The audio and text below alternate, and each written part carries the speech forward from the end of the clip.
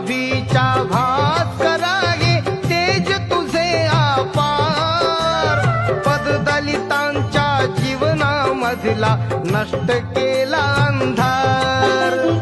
विश्वहिताचा मंत्र ज्या बुद्धाने दिधला, त्या बुद्धाचा धम्म भीमाने गतिमान केला.